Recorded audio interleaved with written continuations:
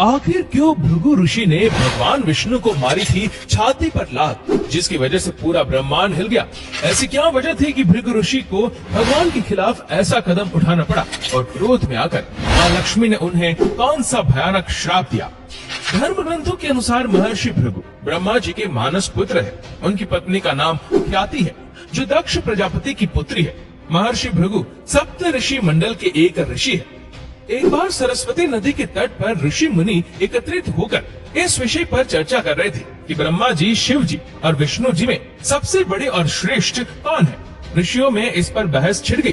कोई कहता है कि विष्णु जी श्रेष्ठ है, तो कोई भगवान शिव, तो कोई ब्रह्मा जी को श्रेष्ठ बताने लगा। और जब इस पर विवाद बढ़ने लगा तो इसका कोई निष्कर्ष ना निकलता देख उन्होंने त्रिदेवों की परीक्षा लेने का निश्चय किया और ब्रह्मा जी के मानस पुत्र महर्षि भृगु को इस कार्य के लिए नियुक्त किया गया।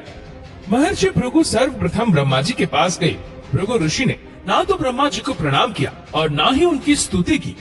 ये देख ब्रह्मा जी क्रोधित हो उठे। क्रोध की अधिकता से उनका मुख लाल हो गया, लेकिन फिर ये सोचकर कि ये उनके ही पुत्र है, उन्होंने हृदय में उठ रहे क्रोध के आवेग को विवेक बुद्धि में दबा लिया। ब्रह्मा जी की परीक्षा लेने के बाद महर्षि भृगु कैलाश गए।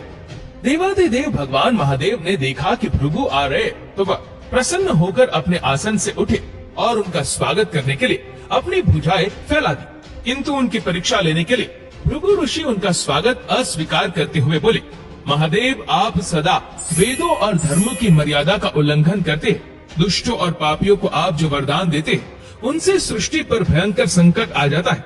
इसीलिए मैं आपका सम्मान कदापि नहीं करूंगा। उनकी ये बात सुनकर शिव जी क्रोधित हो उठे।